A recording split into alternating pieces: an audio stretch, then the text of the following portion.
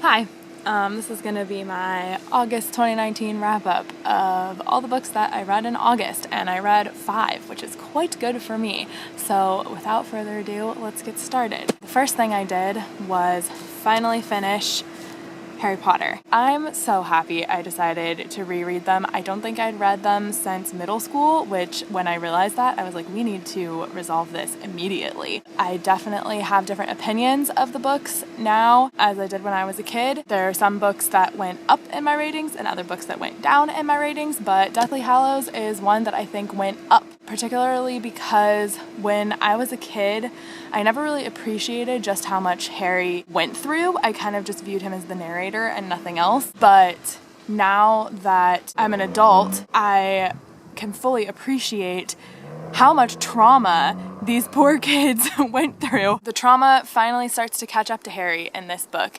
He is miserable throughout the whole thing, especially after Ron leaves. There's that scene in Godric's Hollow when they visit his parents' graves, and it literally says that he wishes he was under the ground sleeping with them, which, if that doesn't just rip your heart out, I don't know what will. And that, plus Dumbledore's betrayal, makes it understandable why he's willing to go into the forest and sacrifice himself for everybody else, but it makes it so much more heartbreaking than I ever appreciated as a kid. And besides that, this book is just like jam-packed with action. There's always something happening, whether it's the Battle of the Seven Potters, breaking into the Ministry, Ron leaving, Malfoy Manor, Gringotts, the Battle of Hogwarts. Like, there's battle scene after battle scene after battle scene.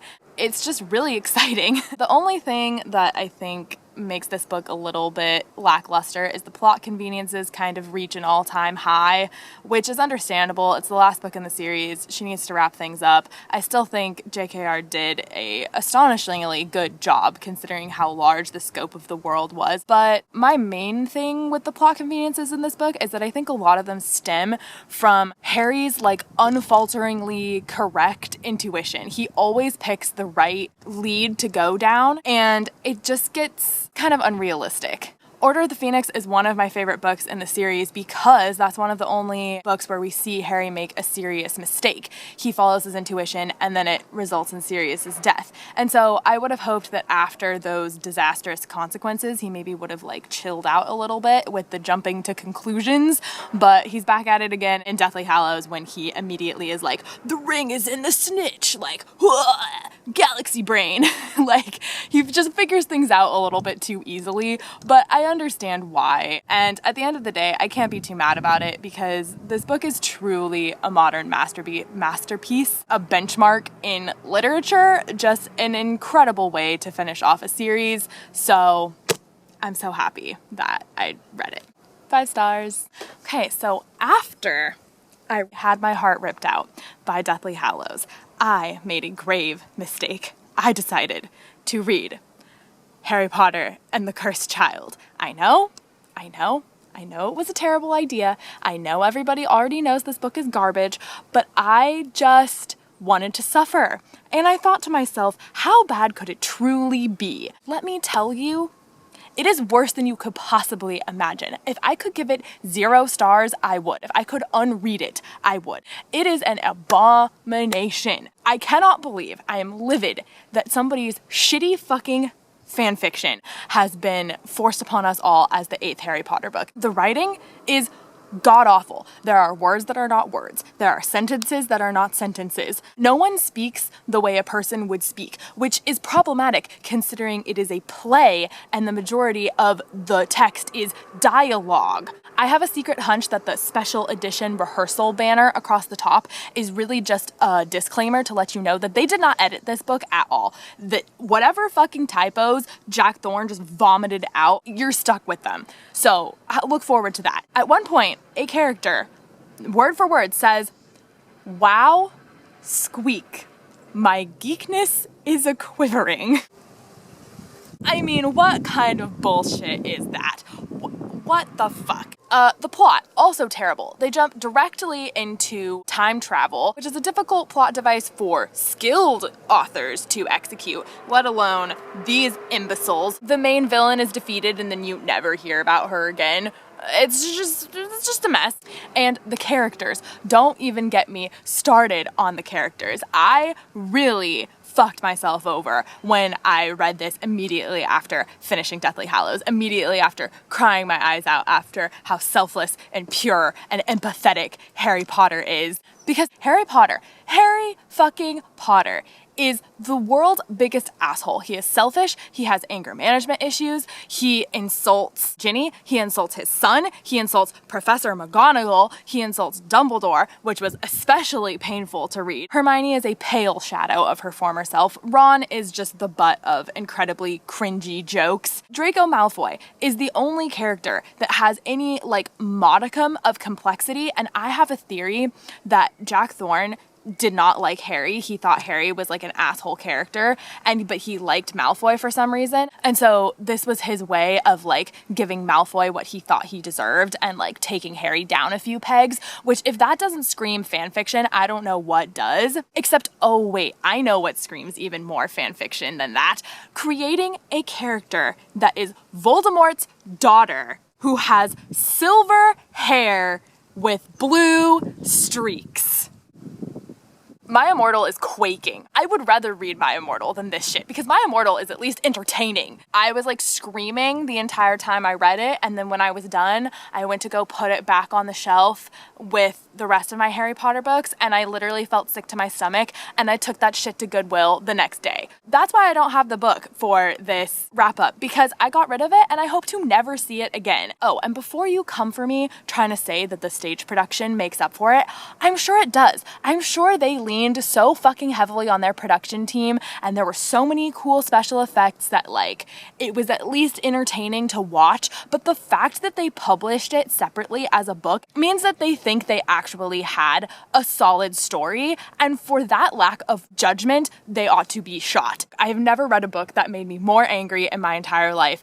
Don't do it unless you want to be in this level of suffering. And if you do want to be in this level of suffering, don't read it immediately after finishing the original series. Maybe give it a few years or something when the ache of how much you love all the characters is kind of diminished a little bit and you can maybe get through it without wanting to run your head through a wall.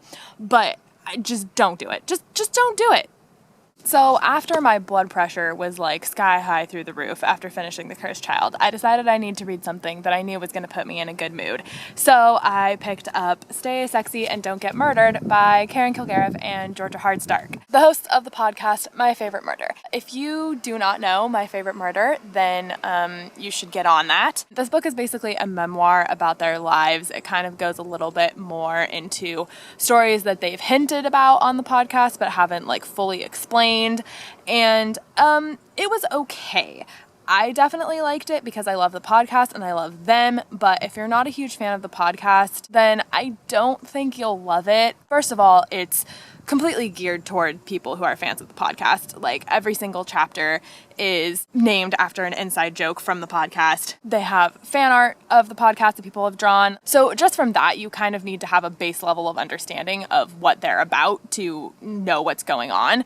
And then second of all, I personally think that Karen and Georgia do better when they're bouncing off of each other than when they are just trying to dedicatedly stick to one topic. They seem to have followed the writing advice of write how you speak, which I think is fine for getting the words just down on paper, but if you're trying to make it a little more elevated or get a specific point across, then I don't think it works super great, especially for people like Karen who love going off on tangents and throwing in weird non sequiturs, which when she's speaking, it's hilarious and it makes sense, but on paper, it kind of didn't translate that well for me. I generally prefer Georgia's chapters much more than Karen's, which is interesting because I usually prefer Karen's murders over Georgia's. But that being said, like, I'm still glad I read it. I gave it 3 stars. If you do want to read it, I recommend trying the audiobook. I've heard lots of people say that the audiobook is the way to go, and I don't doubt that because I'm sure it's just like an extra long version of the podcast. And then maybe some of the problems that I had with Karen's chapters of how she's writing, like how she speaks, will be completely obsolete because she will be speaking them. So I would probably go for the audiobook. If you like My Favorite Murder, give it a shot. If you don't like My Favorite Murder or you don't know My Favorite Murder, then I would probably not read it. After I finished Stay Sexy and Don't Get Murdered, I decided I want to make a conscious effort to read some classics, and so I started with Frankenstein by Mary Shelley, and it was not great. I gave it 2.5 stars. I think that's a very fair rating. I understand that for its time, it was really groundbreaking. It's one of like the first novels ever written, and definitely one of the first science fiction novels ever written, and the fact that it was written by a woman is awesome.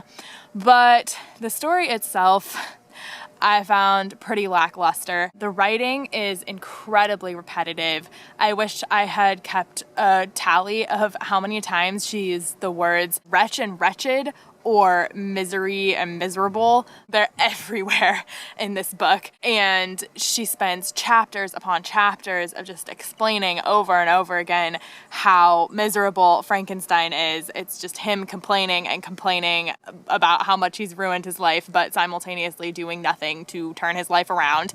And at first I felt sorry for him, but by about chapter 10 of him moping, I was over it. The monster, similarly, I felt sorry for him at first. It is pretty tragic that he was created and then is immediately shunned by every living being he comes across.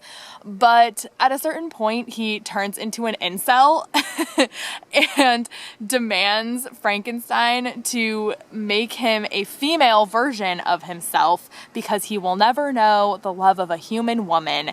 And I understand that the concept of incels like didn't exist when this book was written, but like the sentiment is there, and it's just not a good look for anyone. I didn't feel sorry for him after that point anymore because I was like, really? Like, that's what you're worried about? Fortunately, Frankenstein refuses that request, but then him and the monster are just locked in like a really mediocre revenge plot for the rest of the novel, where they basically chase each other across all of Northern Europe until they end up in the Arctic Circle, and then both of them die, and it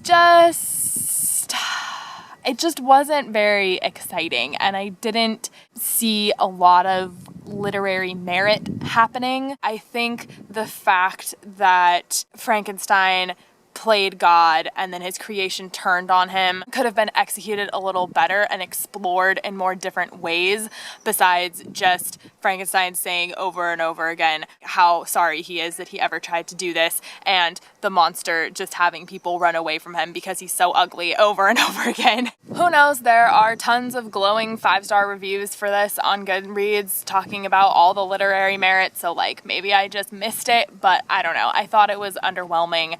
And if you're really dedicated to reading the classics, give it a shot, but other than that, I don't think you need to read it. And finally, the last book I read this month was We Are Okay by Nina LaCour. I gave this book 3.5 stars. I didn't like it as much as I wanted to. I feel like it's just a very forgettable book to me, which is a bummer to me because I originally decided to read it because it was about a girl in college who is very lonely. And considering I was like extremely lonely for the majority of college, I was like, hey, this is gonna be right up my alley, and I'm gonna feel this in my bones, and I'm gonna cry, and it's gonna be great. And I just didn't feel any of that. I don't have any like issues with it, but it also didn't hit me very hard. I don't want to give too much away. A, because I mean, it's a really short book. Like, there's not a ton that happens, and B, it's a perfectly fine book. I can definitely see this making an emotional impact for a lot of other people. I don't know why. I'm still trying to figure out why it didn't hit me as hard as I wanted it to. But that's not a reason to not pick this up. I think for another person, this could be an amazing book. So yeah, do with that what you will. I gave it 3.5 out of 5. Have fun. And with that done, that is all the books that I read in August. I'm currently working on Perdita Street Station by China Mieville. I'm definitely not going to finish it by the end of the month, but that book is fucking wild, and I think I'm going to do a full review of that book when I finish it because I already have so many things to think about and talk about. So stay tuned for that. But other than that, thanks for watching. That's all I have. Goodbye.